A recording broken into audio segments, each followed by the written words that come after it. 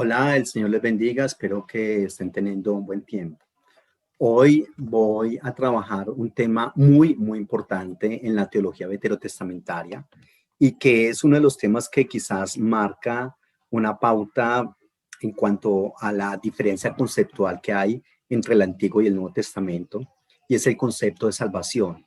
¿Y por qué digo esto? Porque en el Antiguo Testamento la salvación no tiene el énfasis que nosotros le damos en la teología cristiana al concepto de salvación, y es que usualmente cuando se habla de salvación en la Biblia se refiere a un alma siendo librada de un infierno y siendo llevada a un cielo, ¿correcto? Es decir, que el concepto de salvación que se maneja por lo general es es un concepto que tiene que ver más bien con lo escatológico, con una salvación que se prodiga y es una salvación de vida eh, después de la muerte en esta corporeidad y en esta dimensión. Entonces se continúa con vida, pero allá, en la patria celestial, ¿ya? Lo contrario en la salvación es la condenación, reitero, según la perspectiva, digamos, como neotestamentaria y cristiana evangélica. El énfasis de esa dogmático de la cristiandad está en que la salvación es un alma siendo librada del infierno y siendo llevada al cielo. ¿Qué es lo contrario a la salvación? La condenación. Y la condenación es entonces tener que estar en el infierno por toda la eternidad. Pero en el Antiguo Testamento no se tiene esa tendencia, porque en el Antiguo Testamento ni siquiera se tiene el concepto de una vida después de la muerte. Recordemos que por eso el salmista va a plantear de que en el Seol, ¿quién te alabará? Porque se considera que con la muerte se termina todo, en la tumba se termina todo, ¿correcto? De hecho, recuerdo en este momento que en el Museo del Holocausto Nazi en Israel, uno digamos, de los episodios que ellos presentan allá es un lugar que es muy oscuro. Allá es el único lugar que no van a tomar fotos en Israel, es en el Museo del Holocausto. Es un lugar muy oscuro y tiene una cúpula pues que se ve muy alta, ¿no? Uno camina agarrado de unas pasamanos que están alrededor. Y hay muchas estrellas allá, es decir, se ven como estrellas en una cúpula negra. Y lo que usualmente está una grabación recordando el nombre de todas las víctimas del holocausto. Porque uno de los conceptos de salvación en el Antiguo Testamento es que recuerden mi nombre. ¿Cómo me van a recordar a mí? ¿Ya? ¿Cómo me van a, cuando la gente piensa de mí, qué va a recordar de mí? Ese es el concepto de salvación. Por eso nosotros vemos que en un momento dado, Absalón, recordarán ustedes, el hijo de David, dice que no tenía hijos y que erigió una columna y dijo, para que me recuerden por esta columna, ¿ya? Porque hoy estamos trabajando el concepto de salvación y estamos hablando de que es muy diferente el concepto de salvación del Antiguo Testamento con la del Nuevo Testamento. Porque el concepto de salvación en el Nuevo Testamento es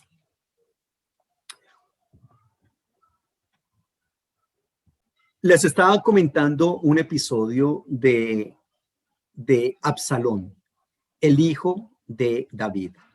Absalón en algún texto dice que él no tenía hijos, en otro texto dice que él tenía 3 hijos, pero en uno dice que él no tenía hijos y que se levantó, erigió una columna y que a esa columna le llamó Absalón y dijo, para que me recuerden, al menos por esta columna. ¿Ya? Porque parte del concepto de salvación veterotestamentario es cómo van a recordar mi nombre, cómo me van a recordar a mí. De hecho, en el museo del cual les estoy hablando, curiosamente, es posible que se asocie. Algo que ellos hicieron a la entrada del museo es que colocaron varias columnas de diferentes tamaños, representando las diferentes edades de la gente que murió en el Holocausto, niños, adolescentes, jóvenes, adultos, ancianos. Y cada columna tiene diferentes tamaños, ¿correcto? Reitero, de acuerdo muy seguramente a la edad en la que murió las personas y que están representadas con esas columnas. Porque entonces el asunto es, quiero que me recuerden, pero ¿cómo me van a recordar? En el Antiguo Testamento, el concepto de salvación no es escatológico, reitero, en el sentido de un alma siendo librada de un infierno y siendo llevada a un cielo. No, no les interesa mucho porque no conocen ese concepto. Para hablar de una vida después de la muerte habría que esperar al Nuevo Testamento cuando Jesucristo muere, resucita, asciende a los cielos, ¿cierto? Y Pablo que plantea todo este concepto de la transformación del cuerpo y todo ese asunto. Pero en el Antiguo Testamento no. El judaísmo en la actualidad cree curiosamente en algo muy interesante, bueno, para algunos muy interesante, para otros una falacia, que es la famosa reencarnación. Para los judíos en este momento existe la reencarnación y es muy importante para ellos en la teología judía de la actualidad. Y ellos tienen incluso un texto del Nuevo Testamento, recordarán ustedes cuando Jesucristo va pasando y alguien le dice, Señor, ¿quién pecó? ¿Este o sus padres? Había un ciego de nacimiento, recordarán ustedes. Dice, ¿quién pecó? ¿Este o sus padres para que esta persona naciera ciega? Pero perdón, es ciego de nacimiento. Entonces la explicación que ellos dan es ciego de nacimiento porque seguramente en una vida anterior había cometido algún pecado y por ese pecado entonces había nacido ciego. Es la explicación que le dan los judíos a ese pasaje para intentar explicar la reencarnación. ¿Listo? Entonces, en el Antiguo Testamento hay un concepto muy diferente de lo que es la salvación y quiero precisamente que trabajemos eso en esta mañana. Permítame, entonces voy a compartir acá una pantalla y vamos a trabajar ese tema hoy, el tema de la salvación en el Antiguo Testamento. Y bueno, tengo que empezar hablando de que en la Biblia, recordemos nosotros que hay varias clases de salmos, ¿cierto? Uno de esos salmos, o una clase de esos salmos, son los que se conocen con el nombre de salmos de historia de la salvación. Salmos de historia de la salvación. Y en esos salmos están enmarcados, por ejemplo, el Salmo 78, el 105, el 106, el 135 y el 136. Esos salmos de historia de la salvación, que estos salmos se van a centrar en el repaso de la historia de todas las obras portentosas y salvadoras de Dios a favor o para el pueblo de Israel, ¿cierto? Por ejemplo, como la salvación de Egipto, su formación como nación, en la época de los jueces, en la época del Reino Unido cuando tenían que pelear con otros pueblos, en fin. En el Antiguo Testamento hay más o menos unos 12 términos diferentes para salvación. Pero lo curioso de eso es que, reitero, de esos términos no se habla, ni en el Antiguo Testamento se habla de infierno como tal o de cielo, siendo un alma librada de ese infierno y siendo llevada al cielo, porque no se tiene ese concepto. Entonces, quiero que trabajemos este aspecto de la salvación un momento, ¿listo? Durante esta clase. Y quiero entonces que trabajemos leyendo uno de esos salmos que están ahí. Vamos a leerlos y vamos a plantearnos cómo o qué significa o qué concepto se tiene de la salvación en el Antiguo Testamento. Leamos, puede ser el Salmo 105. Voy a permitirme leerlo todo para que entendamos y por favor vayamos analizando los episodios que nos narra aquí en este Salmo. Salmo 105. Alaben al Señor, invoquen su nombre y den a conocer sus obras entre los pueblos. Cántenle salmos, hablen de todas sus maravillas. Gloríense en su santo nombre y alégrese el corazón de los que buscan al Señor. Busquen al Señor y su poder. Busquen siempre su rostro. Acuérdense de las maravillas que Él ha hecho, de sus prodigios y los juicios de su boca. ustedes, descendencia de Abraham, su siervo, hijos de Jacob, sus escogidos. Él es Jehová nuestro Dios. En toda la tierra están sus juicios. Se acordó para siempre de su pacto, de la palabra que mandó para 1000 generaciones, la cual concertó con Abraham y de su juramento a Isaac. La estableció a Jacob por decreto, a Israel por pacto sempiterno, diciendo: a ti daré la tierra de Canaán como porción de su heredad.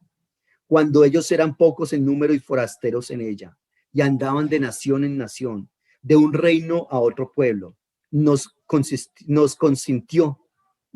consintió que nadie las agraviara, y por causa de ellos castigó a los reyes.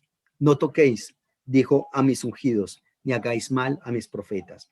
Trajo hambre sobre la tierra y cortó todo sustento de pan. Envió a un hombre delante de ellos, a José, que fue vendido como esclavo. Afligieron sus pies con grillos, en cárcel fue puesta su persona, hasta la hora en que se cumplió su palabra. El dicho del Señor lo probó. Envió el rey y lo soltó. El Señor de los pueblos lo dejó ir libre. Lo puso por señor de su casa y por gobernador de todas sus posesiones, para regir a sus grandes como él quisiera y enseñar a sus ancianos sabiduría. Después entró Israel en Egipto. Jacob moró en la tierra de Canaán. Voy en el versículo 24. Y multiplicó su pueblo en gran manera y lo hizo más fuerte que sus enemigos. Cambió el corazón de ellos para que aborrecieran a su pueblo, para que contra sus siervos pensaran mal. Envió a su siervo Moisés y Aarón, al cual escogió.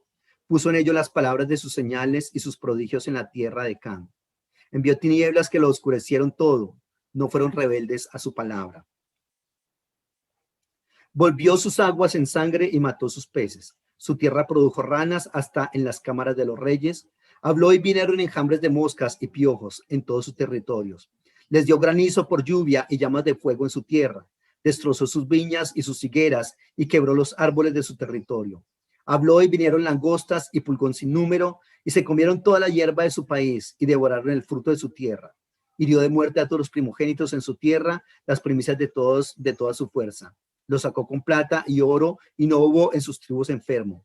Egipto se alegró de que salieran porque su terror había caído sobre ellos. Extendió una nube por cubierta y fuego para alumbrar la noche.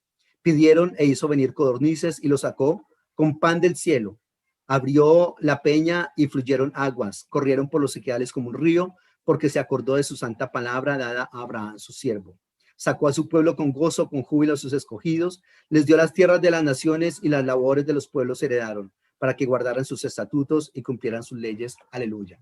Aquí, este Salmo 105 está contando algunos de los episodios de la historia de la salvación. Por ejemplo, lo que tiene que ver con cómo fue que el pueblo de Israel llegó a Egipto. Y entonces habla algo acerca de José. Luego habla de cómo el Señor en sus prodigios envía las plagas, lo que conocemos como las plagas de Egipto, luego los saca en el desierto, les da agua en el desierto, les da carne en el desierto, en fin. Y se detiene básicamente ahí. Bueno, también habla de que les dio las tierras de las naciones y los labores de los pueblos heredar. Aquí en este salmo se plantea eso. Hay otros salmos en los cuales esa historia de la salvación va muchísimo más allá, porque según este salmo, aquí terminaría digamos, en la conquista de la tierra, más o menos por ahí en ese asunto. Hay otros textos que hablan, reitero, mucho más allá. Reitero que los salmos 78, 105, 106, 135 y 136 son salmos de historia de la salvación. Fíjese, se llaman así, historia de la salvación, pero en ninguno de esos salmos se habla de un alma siendo librada de un infierno y siendo llevada al cielo. Reitero, porque no se tenía ese concepto. Por ejemplo, en la época de los jueces y en Primero de Reyes nos encontramos con dos tipos de esperanza de salvación. Hay una esperanza militar y hay otra esperanza pacifista, una esperanza de salvación militar. Entonces, ahí vamos tejiendo, digamos, el espectro de cómo y cuáles son los conceptos que se tienen para salvación en el texto bíblico. Entonces, hay una salvación militar, números 23, 7 al 10, 18, 24, números 23, 5 al 9, 15, 18, Leamos algunos de esos textos y vamos hilando. Números capítulo 23, del 7 al 10. Ya sabemos, ya conocemos esta historia, ¿cierto? Entonces Balaam pronunció esta profecía: de Aram me trajo Balac, rey de Moab, desde los montes del oriente. Ven, maldíceme a Jacob, ven, execra a Israel. ¿Por qué maldeciré yo al pueblo que Dios no maldijo? ¿Por qué he de execrar al que Jehová no ha execrado? Porque desde la cumbre de las peñas puedo verlo, desde los collados puedo mirarlo. Es un pueblo que habita confiado y no se cuenta entre las naciones. ¿Quién contará el polvo de Jacob o el número de la cuarta parte de Israel? Que muera yo la muerte de los rectos y mi fin sea como el Seol, como el suyo. Entonces, aquí en todo esto se está haciendo referencia a una salvación de corte militar. No solamente en este texto. Por ejemplo, cuando nosotros vemos la historia de los jueces, son historias de salvación que vienen desde una perspectiva militar, es decir, bélica, en la que se ocupan armas, estrategias de guerra y todo ese asunto para ver la salvación del Señor. Entonces, esa es una manera en la que se trabaja esta parte. Entonces Balaam, estoy en el versículo 18 al 24, entonces Balaam pronunció esta profecía: Balac, levántate y oye, escucha mis palabras, hijo de Zippor. Dios no es hombre para que mienta, ni hijo de hombre para que se arrepienta. ¿Acaso dice y no hace? ¿Acaso promete y no cumple? He recibido orden de bendecir. Él dio una bendición y no podré revocarla. No ha notado iniquidad en Jacob, ni ha visto perversidad en Israel. El Señor su Dios está con él y ellos lo aclaman como rey.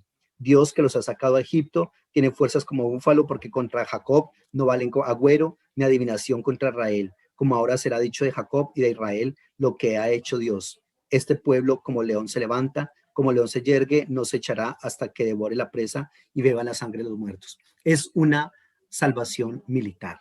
¿Listo? Pero también tenemos una salvación pacifista. Cuando se está dando la bendición de Jacob a sus hijos, y en este caso específicamente a Judá, en el Génesis capítulo 49, de versículo 8 en adelante.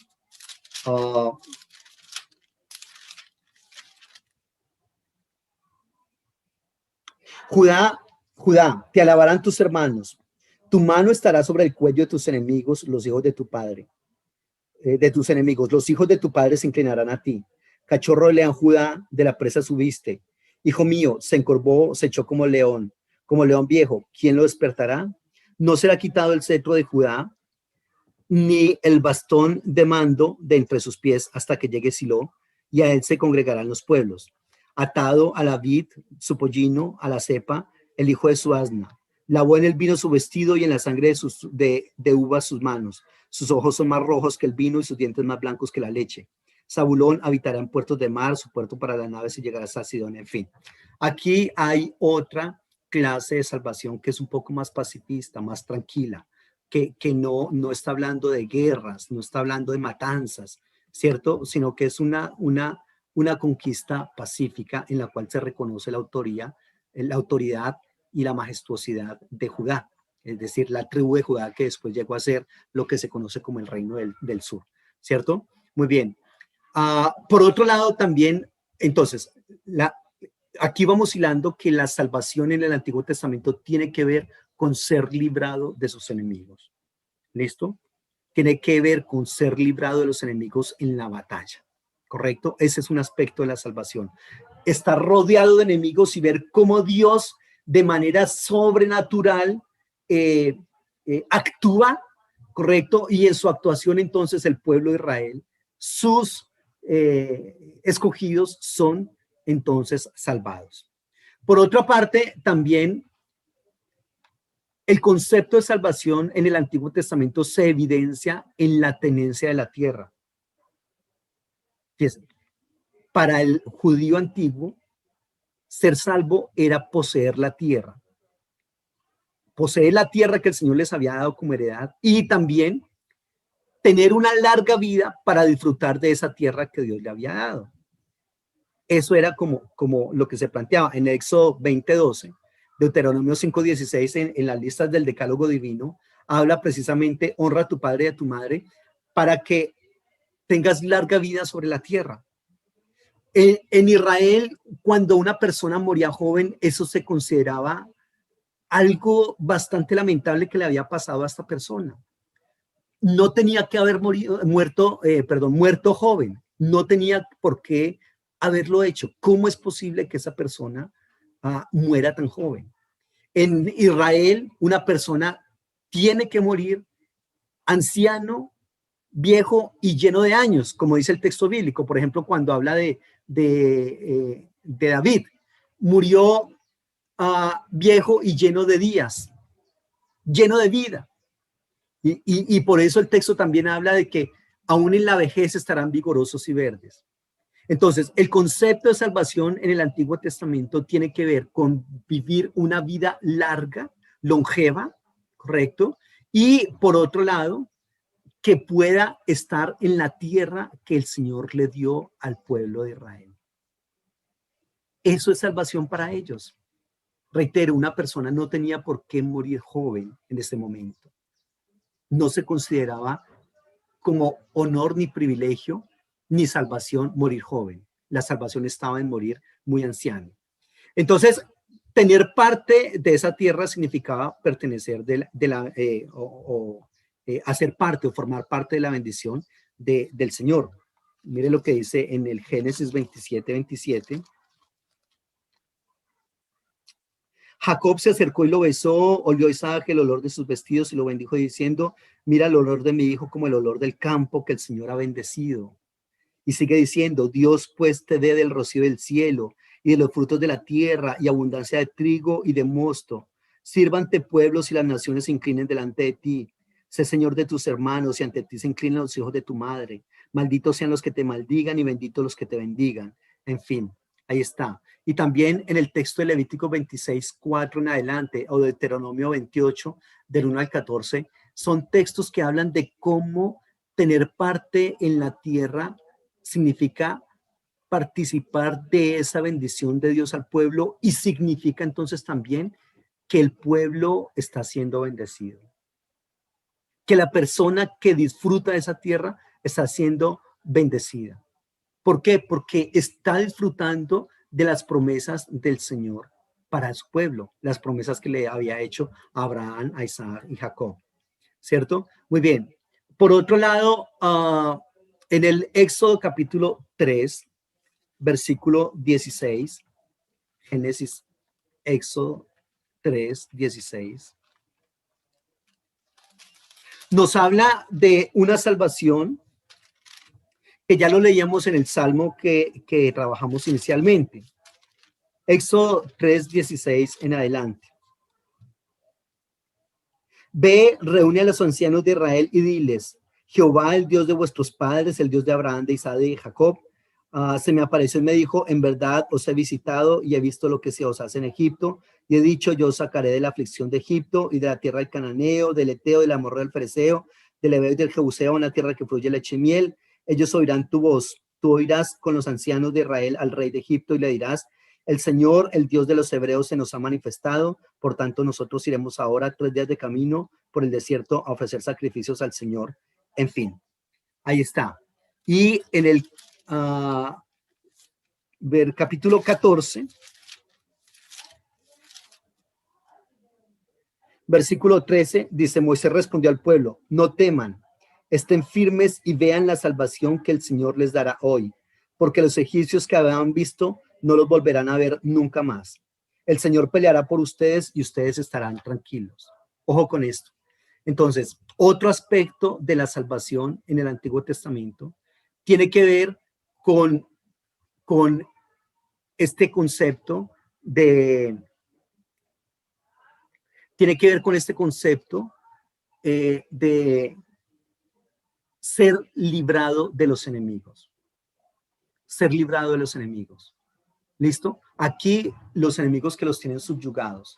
El faraón al cual el Señor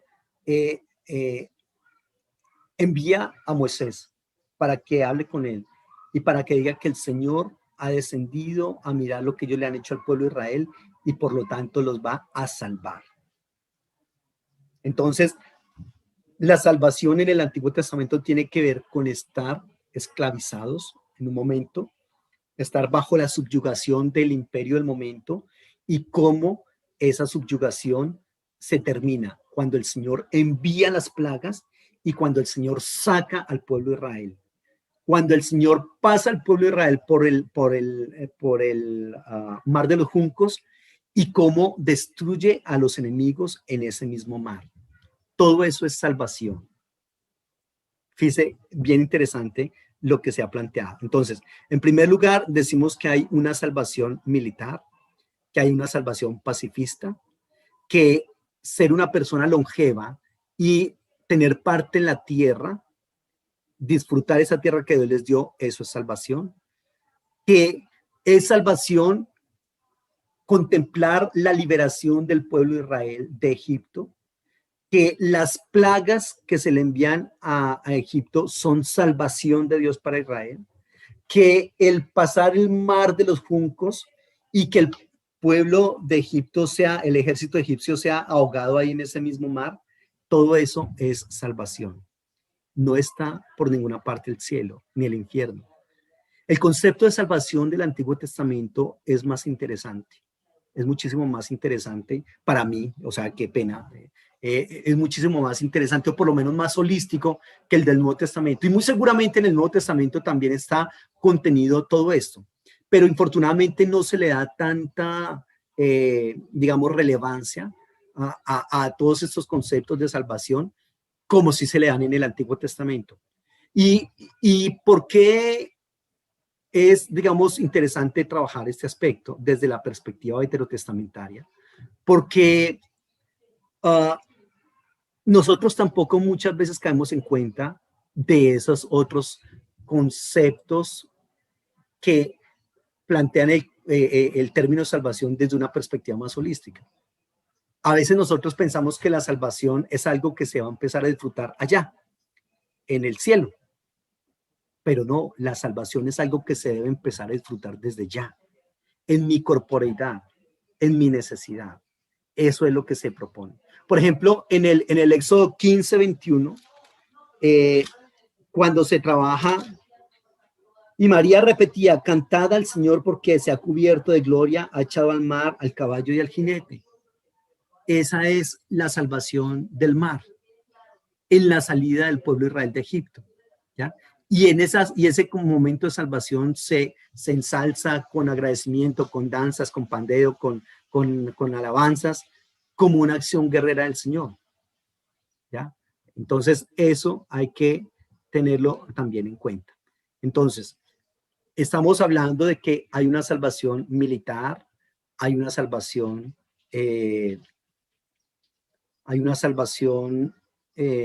pacífica, hay una salvación que es estar en la tierra, la bendición de estar en la tierra es disfrutar esa tierra teniendo una vida longeva. Otro aspecto de la salvación es el Señor liberándolos de Egipto, enviando las plagas, sacando al pueblo de Israel, permitiendo que el pueblo de Israel pase el mar de los juncos y posteriormente la celebración que viene después de ese portento. Muy bien. Entonces, este recuerdo del Éxodo y toda su ampliación en la historia de la salvación van a permitir ver a un Dios y ver cómo Él puede hablar de sus acciones salvíficas en favor de Israel. Siempre el Señor va a estar hablando de eso. Entonces, de hecho, ¿cómo es que empieza el decálogo divino? ¿Recuerdan? Yo soy el Señor tu Dios que te saqué de la tierra de Egipto de casa de servidumbre. Reitero, eso es salvación.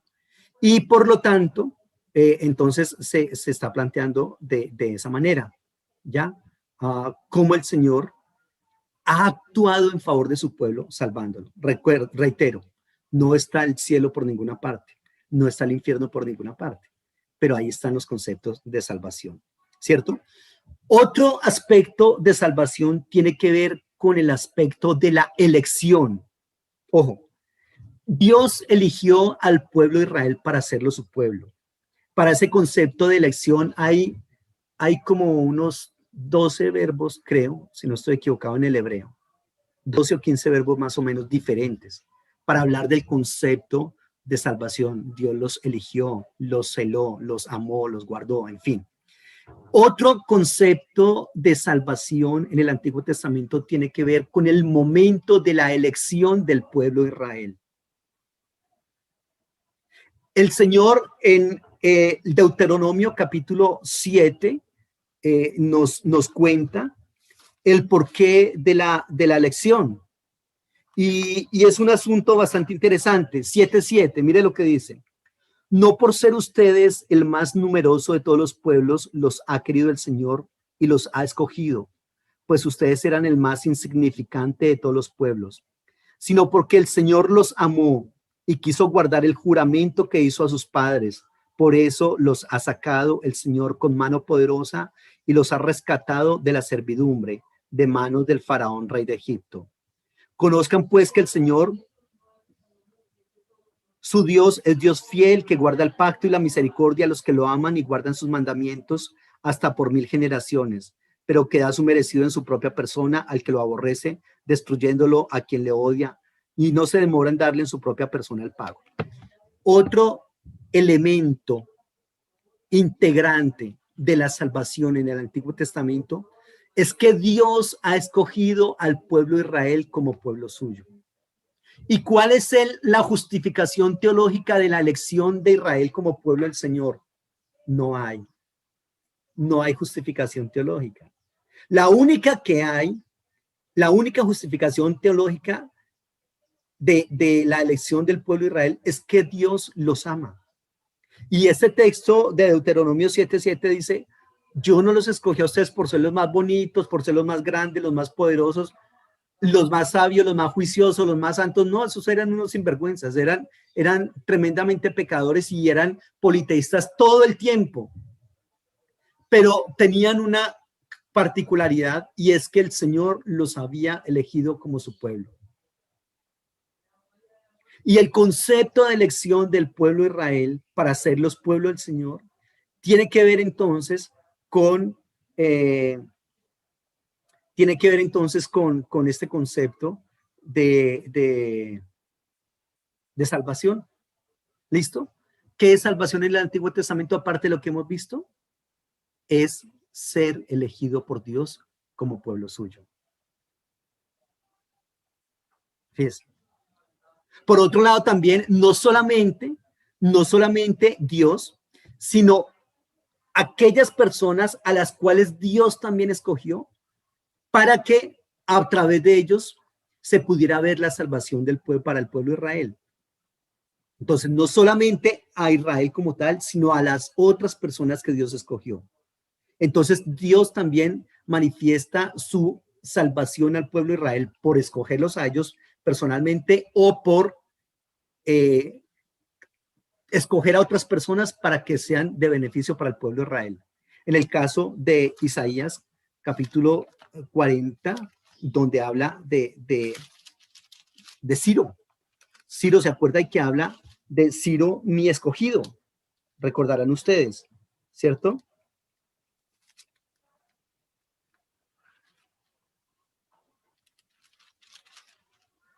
En el 45, Isaías 45, así dice el Señor a su ungido, a Ciro, al cual tomé yo por su mano derecha para sujetar naciones delante de él y desatar lomos de reyes, para abrir puertas delante de él, puertas que no se cerrarán. Yo iré delante de ti, encenderé los lugares torcidos, enderezaré los lugares torcidos. Entonces la salvación se ve, reitero, en la elección del pueblo de Israel para ser el pueblo escogido por Dios, y también la elección que Dios hace de otros personajes que están en el poder, como el caso de Ciro, para que el pueblo de Israel sea beneficiado con las decisiones que toma Ciro. Y eso es salvación también en el Antiguo Testamento. ¿Ya? Por ejemplo, en Isaías 41:8 también está, o 43:20, está también ese concepto de la elección como salvación. ¿Listo? Isaías 41:8. Pero tú, Israel, siervo mío eres tú, Jacob, a quien yo escogí, descendencia de Abraham, mi amigo, porque te tomé de los confines de la tierra lejanas te llamé y te dije, mi siervo eres tú, te escogí y no te deseché. No temas porque yo estoy contigo, no desmayes porque yo soy tu Dios que te esfuerzo, siempre te ayudaré, siempre te sustentaré con la diestra de mi justicia. He aquí que todos los que se enojan contra ti serán avergonzados y confundidos, serán como nada y perecerán los que contienden contigo. Entonces, aquí ya estamos hablando de otro evento muy importante, y es que el pueblo de Israel está en el exilio en Babilonia. Y del exilio de Babilonia, de allá los va a sacar el Señor. Y los va a sacar, y ese portento de sacarlos del exilio se considera entonces también un evento salvífico de parte de Dios para su pueblo. ¿Y todo por qué? Porque, como dice el texto, yo los escogí a ustedes. Y yo no me voy a olvidar de que yo los escogí. Tengan por favor en cuenta eso, ¿correcto? Pero también, por otro lado, hay que tener en cuenta que hablando de elección, esa elección implica también obligaciones, porque el Señor lo que hace es seleccionarlos a ellos para formar una comunidad, para ser propiedad del Señor y para hacerlos salvos por ser parte de ese pueblo escogido.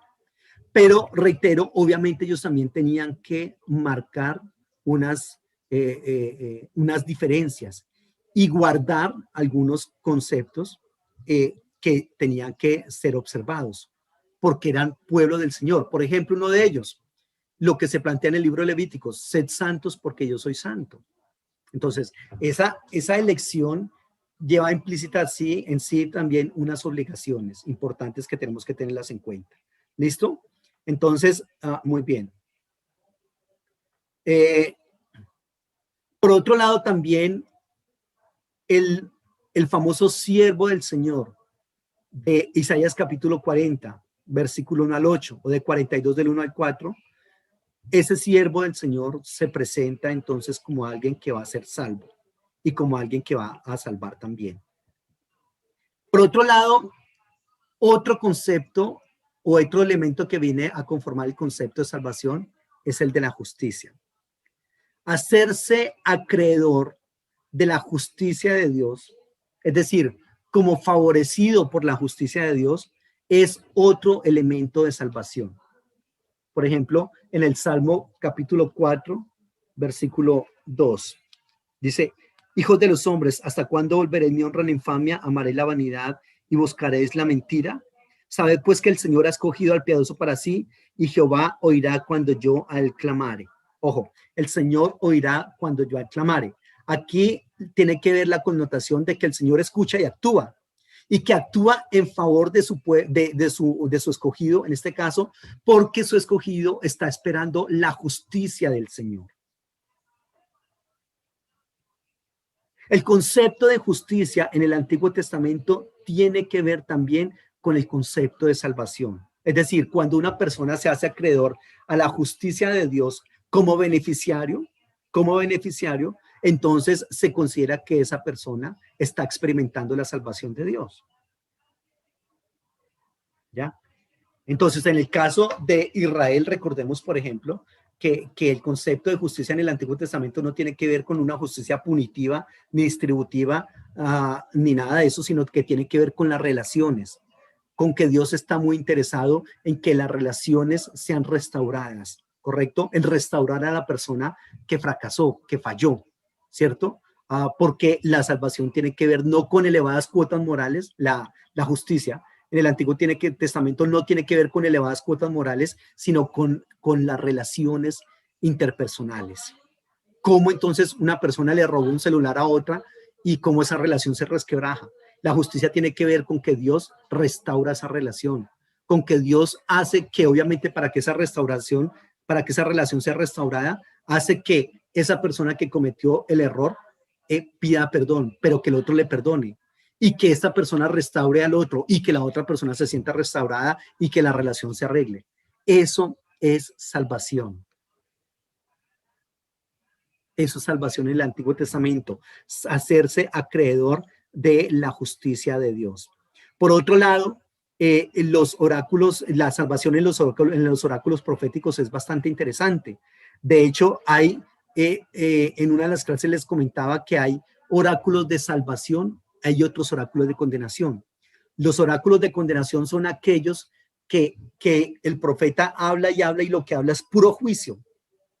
Pero hay otros oráculos que se conocen como los oráculos de salvación, en los cuales, aunque si bien hay juicio, pero después dice, y yo lo levantaré, yo los restauraré, yo les voy a dar, les voy a bendecir, restauraré el tabernáculo caído de David, ¿correcto? Entonces, eso es bastante importante acá. De hecho, también en el profetismo la salvación es muy importante porque se ve cómo hay paz incluso entre los animales. ¿Se acuerda lo que dice Isaías? Capítulo 2.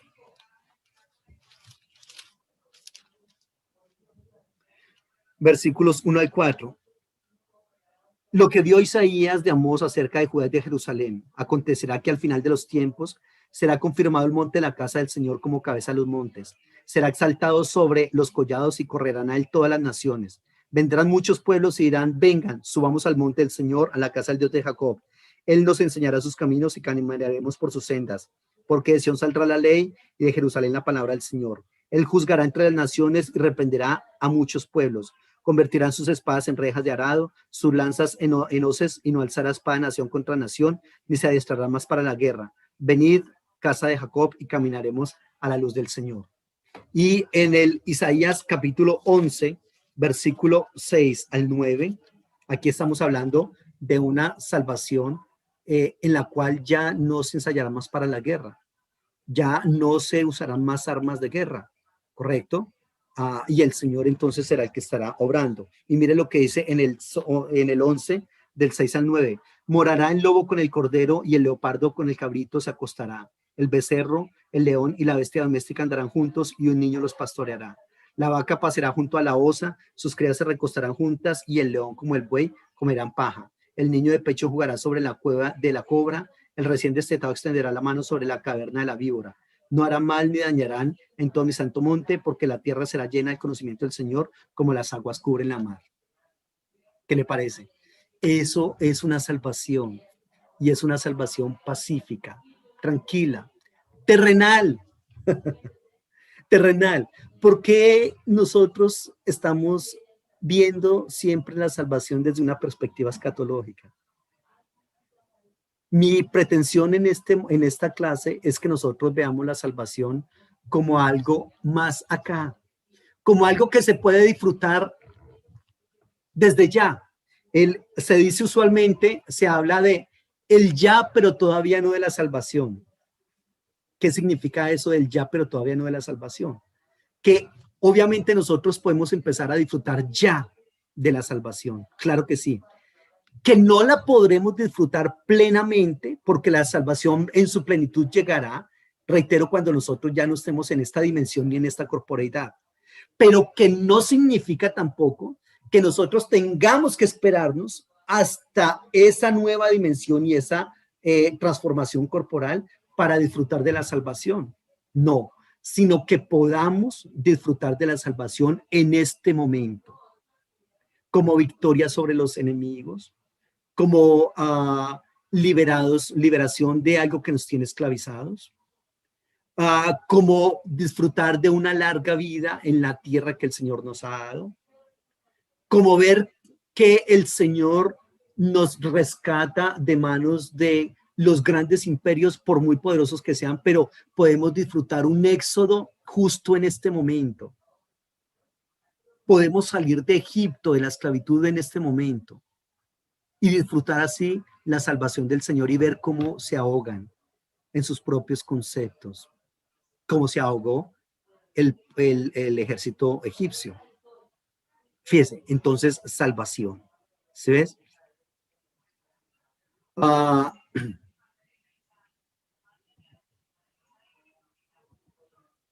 Ahí está, entonces la justicia del Señor para salvación. Quiero trabajar algunos textos, algunos términos, digamos de manera un poco más específica, para intentar explicar etimológicamente el concepto de salvación, luego de haber hablado lo que tiene que ver con salvación allá. Por ejemplo, el famoso término Yehoshua. Esta es la la raíz también para el término, para el nombre de Jesús. Recordemos que Jesús significa salvación, ¿cierto? En el hebreo es Yehoshua, que literalmente significa tener holgura. Significa traer a un lugar más espacioso. Este concepto de salvación significa liberación, cuidado, mediante una intervención superior.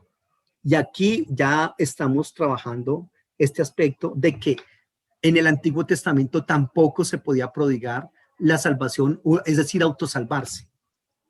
Recordemos, por ejemplo, que hablando de la salvación desde una perspectiva militar, que cuando el Señor viene, es el Espíritu del Señor que viene sobre los jueces, y son cuando ese Espíritu los toma, que el juez puede hacer esas cosas que hace de manera supranatural. Echarse una puerta como lo hace Sansón al hombro y subirla a una montaña o matar a un león, ¿cierto? O lo que hace Jefté, en fin. Pero todos estos personajes lo hacen desde una intervención superior.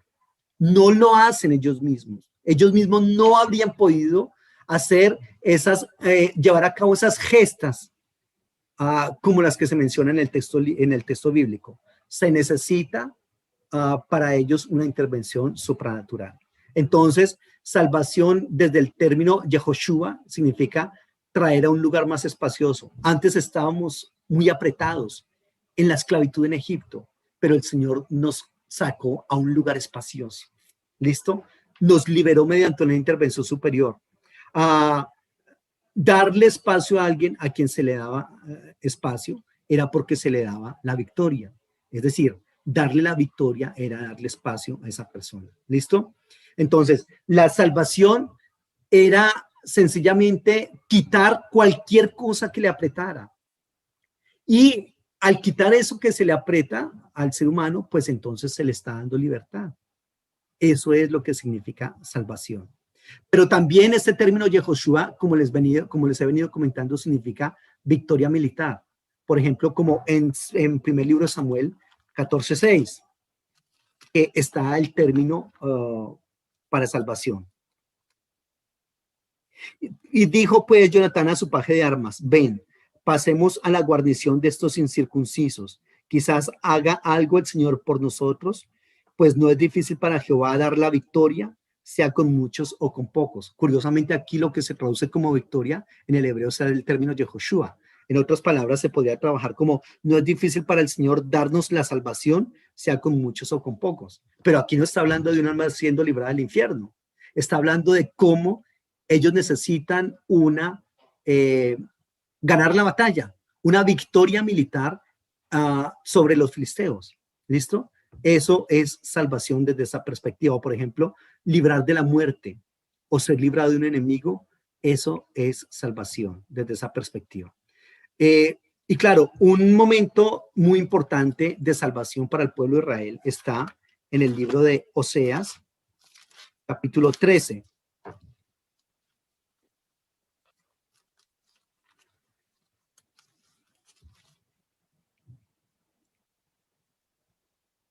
Mas yo soy Jehová tu Dios desde la tierra de Egipto. No conocerás pues otro Dios fuera de mí, ni otro Salvador sino a mí. Yo te conocí en el desierto, en tierra seca. En sus pastos se saciaron y una vez repletos se ensoberbió su corazón. Por esta causa se olvidaron de mí. Ojo, no conocerás otro Dios, porque yo soy tu Salvador desde Egipto. Entonces, ese concepto de opresión y liberación es uno de los momentos más célebres de la salvación del pueblo de Israel. ¿Listo? Pero infortunadamente, si Israel va a colocar su confianza en los libertadores humanos, pues les va a ir muy mal. Y el Señor tiene que recordarles a ellos que si esos libertadores los salvan es porque Dios les ha dado el poder a ellos. No porque ellos sean autosuficientes para salvarse.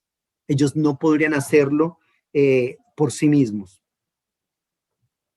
¿Dónde está tu rey para que te salve en todas tus ciudades?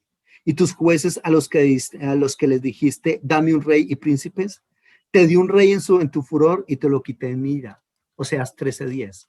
¿Dónde está tu rey que te salve? No, ellos no pueden salvarte. El que te ha salvado soy yo, es lo que les dice el Señor a ellos. Otro término muy importante para salvación es el famoso término Goel. Y creo que este es uno de los términos más representativos de la salvación veterotestamentaria. ¿Listo? ¿Por qué razón? Porque ese concepto del Goel tiene que ver con el uso secular, porque obviamente todas las palabras tienen inicialmente un uso secular en Israel y después a esas palabras se les va dando como un matiz de sacralidad. En este caso, cuando un hermano se había tenido que vender como esclavo porque no tenía cómo pagar sus deudas, ese Goel lo rescataba. El Goel era el rescatador de la sangre, el rescatador del hermano, el vengador de la sangre. También era el Goel. ¿Listo? Entonces, sin importar cuál fuera la razón por la cual ese hermano hubiese tenido que hacerse esclavo, por lo general, reitero, era porque no podía pagar sus deudas, el redentor tenía la obligación de pagar la deuda y libertar a su hermano. Eso es lo que está pasando en Levítico capítulo 25, del 47 al 49, eso es lo que se conoce como el año del jubileo, el famoso Yobel, que ese Yobel también es un concepto de salvación muy importante en el texto bíblico. Levítico capítulo 25, versículo 47 al 49. Si el forastero o el extranjero que está contigo se enriquece y tu hermano que está junto a él empobrece, y se vende al forastero o el extranjero que está contigo, o alguno de la familia del extranjero, después que se haya vendido podrá ser rescatado. Uno de sus hermanos lo rescatará. A su tío o al hijo de su tío lo rescatará, o un pariente cercano a su familia lo rescatará, o si sus medios alcanzan, él mismo lo rescatará. Ahí está. Entonces, eso de rescatar, de que habla acá, es el famoso Goel. Tenía que pagar para rescatar al hermano. Tenía que pagar para rescatar no solamente al hermano, sino también las tierras que esa persona había perdido. ¿Y quién era? Era el pariente más cercano. ¿Recuerdan ustedes lo que está pasando en el libro de Ruth con Noemí y con Ruth y con Boz? Boz en ese momento está fungiendo con dos grandes instituciones de Israel. Una que es el levirato, era que una persona, cuando se moría el señor de una relación y no dejaba hijos, debería casarse el hermano menor con esa persona y levantarle hijos a su hermano. Eso es el levirato. Y el goelato es que todas las tierras que habían perdido Malón y Kelión y Elimelech, porque se habían venido a pobreza, él las podía y las debía comprar y devolvérselas a la familia. Eso es básicamente lo que el Señor hace, ¿cierto? Con nosotros. Que nosotros estamos, como bien dice el texto, muertos en vuestros delitos y pecados, y el Señor nos salvó. ¿Listo? Por otro lado, también el Goel era el famoso redentor o vengador de la sangre. Eso está en Deuteronomio 19, del 6 al 10. Recordemos que había un concepto y era que si una persona mataba a otro, la Biblia dice que sangre por sangre. Si hay una persona que haya derramado la sangre de su hermano, la sangre de él también será derramada, ¿cierto? La ley del talión. Y en ese momento, entonces, debía haber uno que se llamaba el Goel. Y el Goel también era el vengador de la sangre, es decir, era la persona que debía ir y vengar la muerte de ese otro personaje. Y se le conoce así, como el vengador de la sangre. Pero ¿quién era? Era el Goel. Entonces, es bastante interesante este concepto del Goel acá.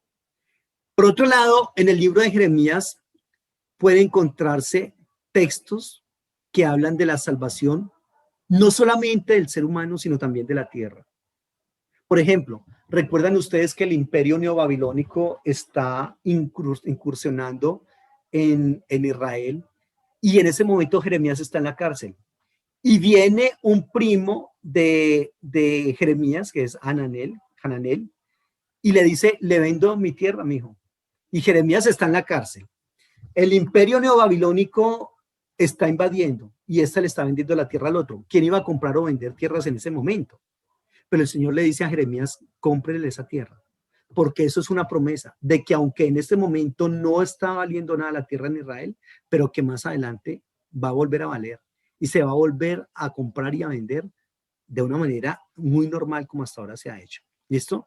Entonces, en ese momento, Jeremías está fungiendo como Goel para su primo, ¿ya? Y está dando un mensaje muy importante, que es un mensaje de esperanza del futuro del Señor para el pueblo de Israel. Se va a volver a levantar Israel, ¿listo? Y entonces cómprele la tierra, pero eso es un concepto bien importante de salvación ahí. Otro término para salvación es el término Yasab. Yasab, que significa poner en libertad, ayudar, salvar. Por ejemplo, en el caso de Job 33:5, leamos qué dice este texto. Job 33:5.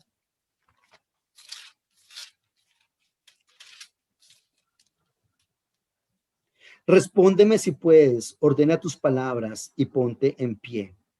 Aquí está el término Yasab y significa salvarse.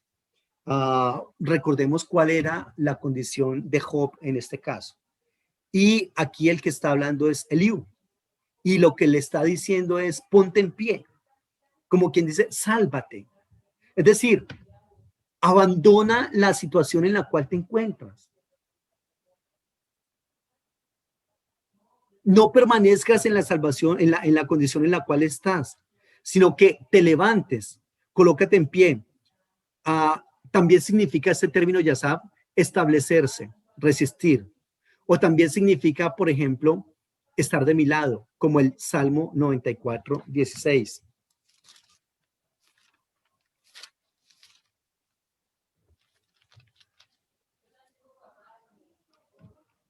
¿Quién se levantará por mí contra los malignos? ¿Quién estará por mí contra los que hacen maldad? Si no me ayudara el Señor, pronto moriría mi alma en el silencio. Aquí está el término Yasab cuando dice, ¿quién estará de mi lado?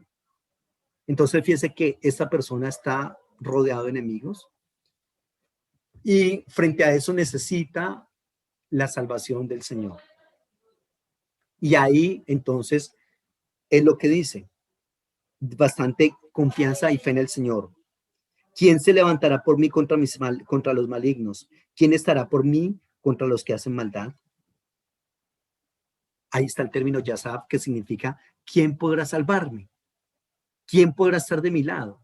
Entonces, la salvación en el Antiguo Testamento representa que Dios pelea contigo y por ti. Ahí está. Los malignos te tienen rodeado, pero el Señor está ahí para salvarte. ¿Listo? Entonces, este es un concepto de liberación de los enemigos. Y sobre todo hay un enemigo, que es el enemigo supremo de todos en la Biblia, que es el famoso pecado. En Isaías 45, del 21 al 23, o del Salmo 6:4. Sobre todo, eso es algo muy importante. Recuerdo en este momento,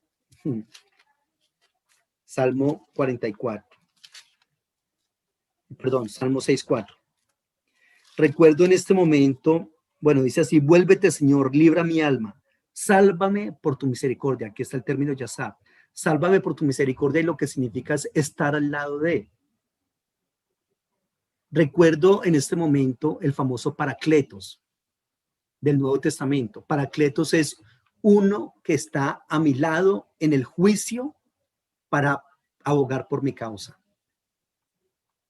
Eso es lo que está teniendo lugar ahí. Uno que está a mi lado en el juicio para abogar por mi causa. Ese es el Paracletos, el Espíritu Santo. ¿Ya? Y entonces estaba acordándome de eso leyendo este pasaje. Señor, necesito que estés a mi lado, que me ayudes, que estés a mi lado para pelear por mí, para pelear conmigo. ¿Listo?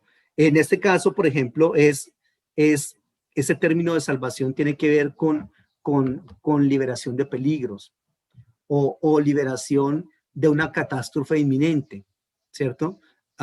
Y entonces ahí está la salvación del Señor actuando en eso.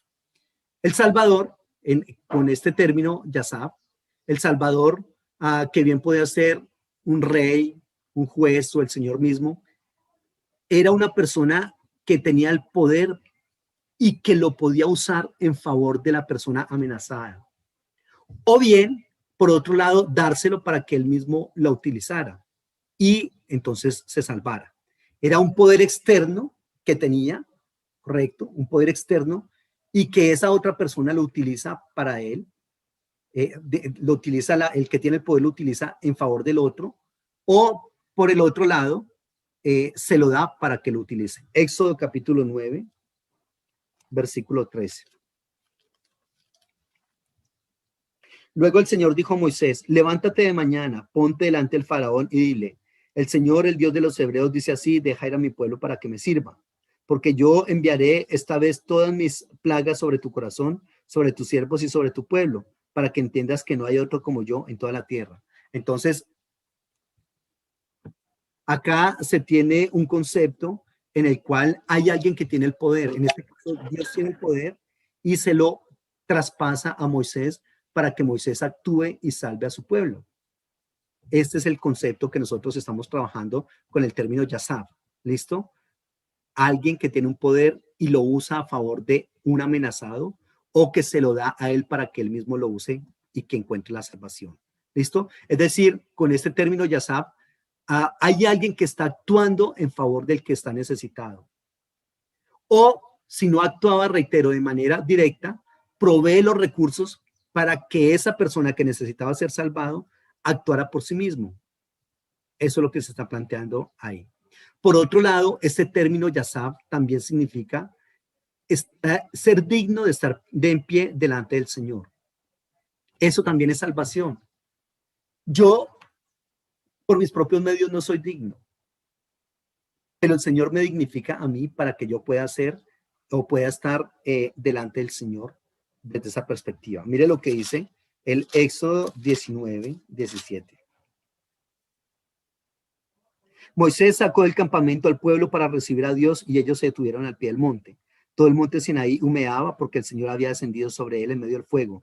El humo subía como el humo de un horno y todo el monte se estremecía violentamente. Aquí está muy interesante. Mira lo que dice desde el 16. Aconteció que el tercer día, cuando vino la mañana, hubo truenos y relámpagos y una espesa nube cubrió el monte y se oyó un sonido de bocina muy fuerte. Todo el pueblo que estaba en el campamento se estremeció. Entonces, esto es muy importante, ser digno de estar en pie delante del Señor. ¿Listo? Eso es salvación. No cualquiera puede estar en pie delante del Señor. Otro término para salvación es el término malat. La men, la lamet y la ted. Malat significa librar de la muerte y de la debilidad. En textos como 1 Samuel 22, 1 Samuel 22, 22, 20. Leámoslo, por favor. 1 Samuel.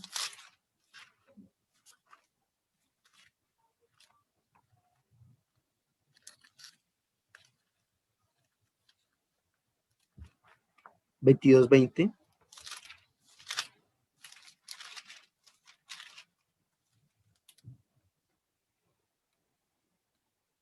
Pero uno de los hijos de Ahimelech, hijo de Ahitob, que se llamaba Abiatar, pudo escapar y huyó tras David. Abiatar dio aviso a David de cómo Saúl había dado muerte a los sacerdotes del Señor, y David le dijo, ya sabía yo que aquel día que estando allí, Doeg el edomita, él se lo haría saber a Saúl.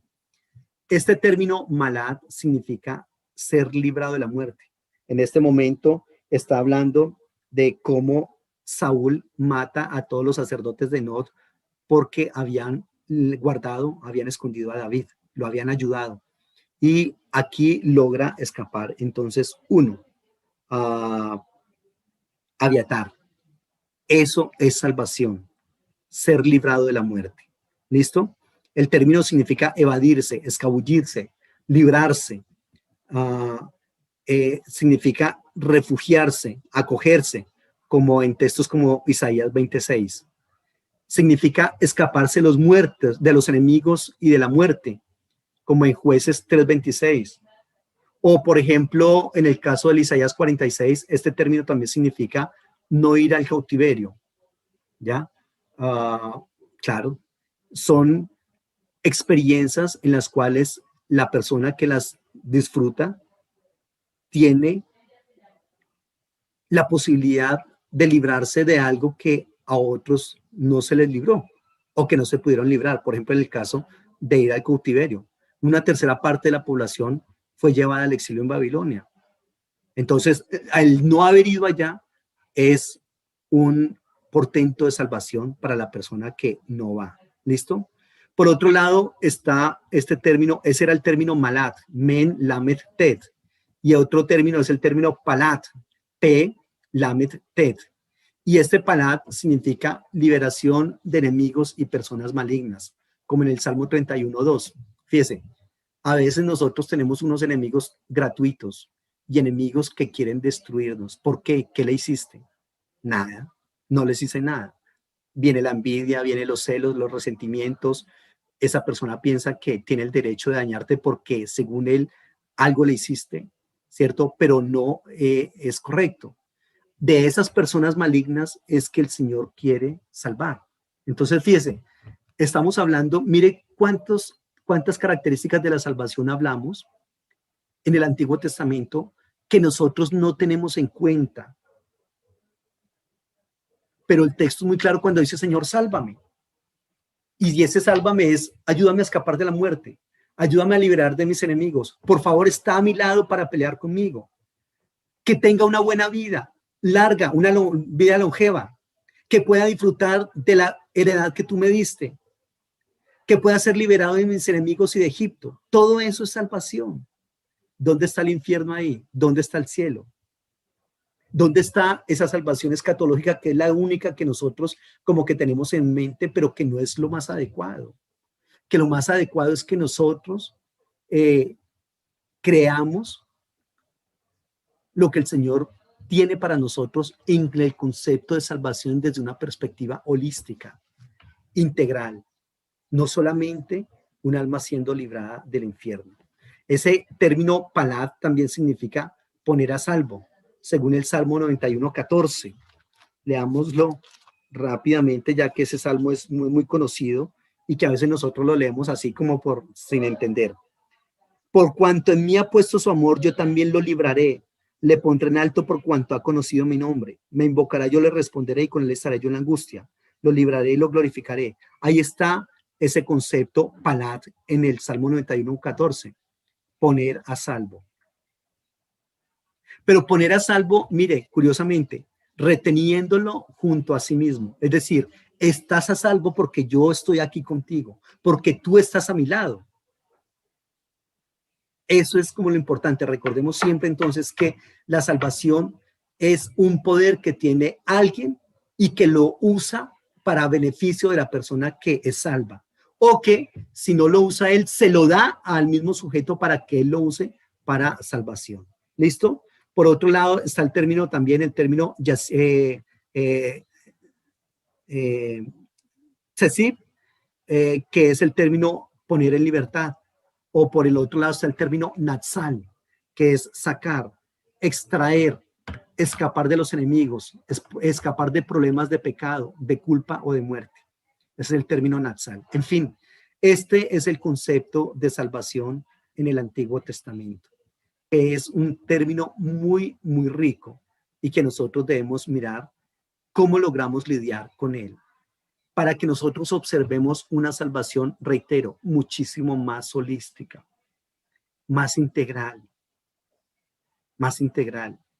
No tan, tan escatológica, no tan esquiva.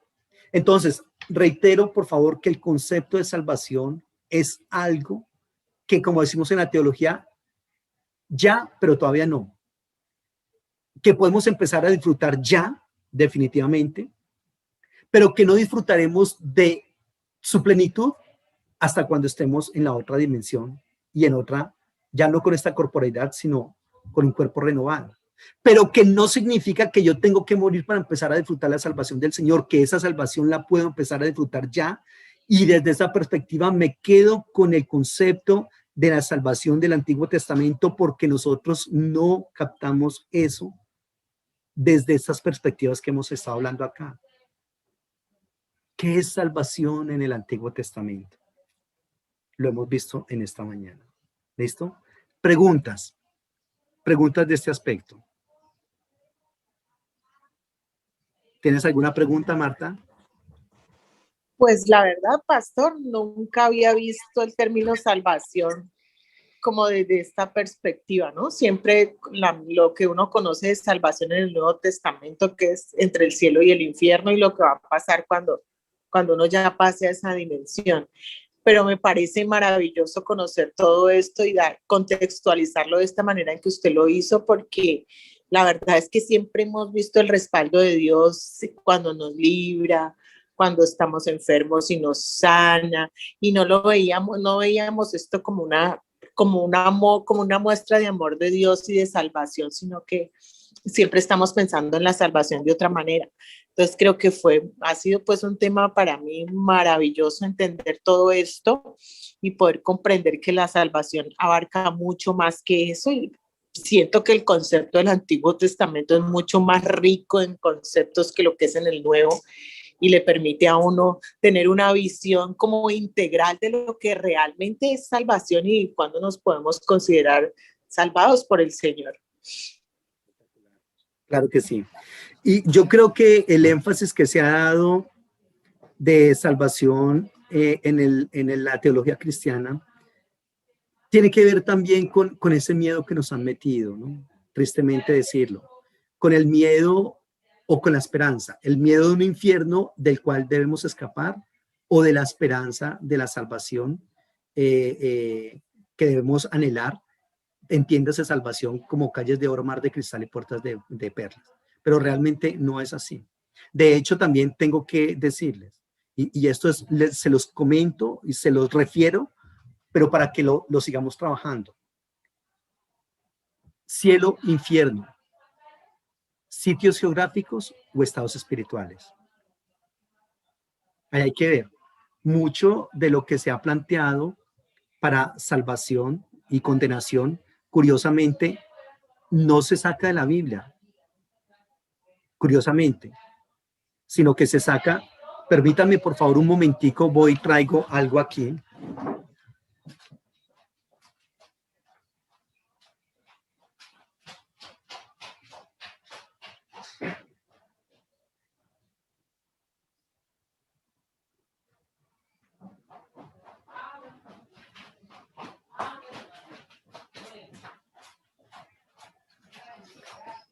Cuando hablo de este tema, quiero mostrar este librito. Mire, mucho de lo que se trabaja como cielo e infierno no se saca ni siquiera de la Biblia, sino que se saca de este libro, La Divina Comedia, de Dante Alighieri. Aquí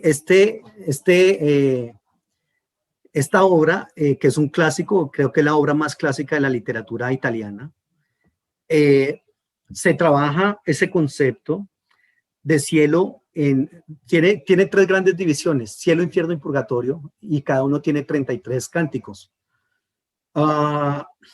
Y entonces él empieza a hablar del infierno y lo cuenta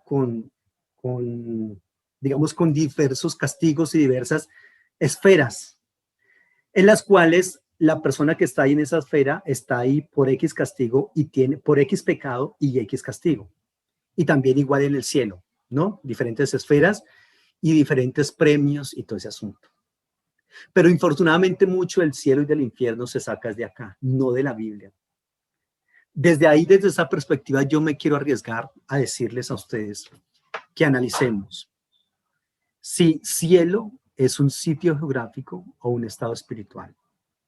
Si infierno es un sitio geográfico o un estado espiritual. Y que si la salvación tiene que ver realmente con un alma siendo librada de un infierno y siendo llevada a un cielo. Si eso es salvación. Porque si eso es salvación para nosotros, déjeme decirle que eso es un concepto bastante lamentable, bastante pobre y patético. Porque por eso es que uno escucha muchas veces diciendo a la gente, el ministerio es una cosa muy fuerte, pero no importa porque de Dios recibiremos la recompensa. Perdón, ¿estás en el ministerio por recompensas? ¿Le sirves a Dios por el deseo de un cielo o por el miedo a un infierno? No es lo más correcto, no es lo más adecuado. Yo prefiero quedarme con el concepto de Job, aunque él me mate, en él esperaré. Porque eso de servirle al Señor por la recompensa, eso es como cuando uno tiene una relación con alguien porque tiene dinero, porque tiene una buena posición social o porque me interesa intelectualmente o me interesa económicamente, qué sé yo. No se ama, no es un verdadero amor. Es el amor el que dice, ¿y por qué es que la amo? ¿Por qué es que la amo? No sé, pero me encanta. ¿Ya? Pasa con Dios, que muchas veces nosotros en las iglesias estamos sirviendo ahí y estamos en una iglesia no por amor, sino por temor. Temor a un infierno o deseo de un cielo. No es correcto. Yo creo que la salvación tenemos que disfrutarla a plenitud acá, acá. Y allá, pues sea lo que venga.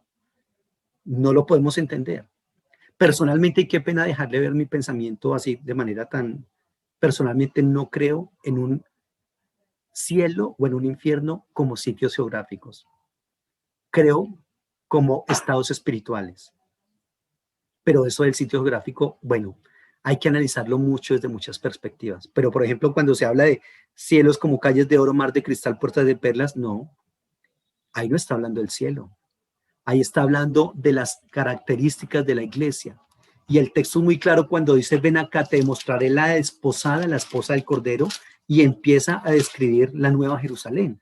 Ahora sí, calles de oro, mar de cristal, pero esas son características que debe tener la iglesia. De ninguna manera ese concepto de salvación, ¿ya? Entonces ahí le trabajo. El texto que le estoy mencionando es el Apocalipsis 21:9. Entonces vino a mí uno de los 7 ángeles que tenía las 7 copas llenas de las 7 plagas postreras y habló conmigo diciendo, ven acá, te mostraré la desposada, la esposa del Cordero. Y me llevó en la ciudad, en el espíritu, a un gran monte alto y me mostró la gran ciudad, la santa Jerusalén que descendía del cielo de parte de Dios y tenía la gloria de Dios y su fulgor era semejante al de una piedra y empieza a escribir lo que se ha conocido como el cielo. No, esas son características de la iglesia, porque la iglesia es la esposa de Cristo. ¿Ya? Entonces, es algo bastante interesante para entender. Pero, por otro lado, puede que el profe Luis Carlos esté equivocado y si haya realmente un cielo y un infierno. Pero por más que haya un infierno con gusanos, con fuego, con azufre, eso realmente no es el verdadero castigo y la verdadera consecuencia de la condenación. El verdadero castigo es estar lejos de la presencia de Dios, en un estado en el cual el hambre, la sed y la necesidad de Dios se elevan a la omnipotencia y no hay la más mínima posibilidad de solucionar esa hambre y esa sed. Y salvación, sencillamente, estar con Dios. ¿Cuándo, dónde y cómo? No sé ni me importa. Sé que Él me sorprenderá. Como bien dice, cosas que ojos no han visto ni oídos han escuchado, ojos no han visto ni oídos han escuchado ni han subido al corazón del hombre, son las que Él tiene preparados para los que le aman. Él me sorprenderá. Pero no estoy pensando, uy, genialísimo. ¿Cómo será caminar por calles de oro y mar de cristal y puertas de bronce? No. Lo importante de la salvación es la persona de Dios, la divinidad, poderlo disfrutar plenamente. Eso es salvación. Condenación es no poder disfrutar de la divinidad, estar lejos de Él, con hambre y sed de Él, sin poderlo disfrutar. Entonces ahí les dejo, mis amados. Tenemos que ver la salvación desde otras perspectivas. Gracias por ahora. El Señor les bendiga y que estén muy bien.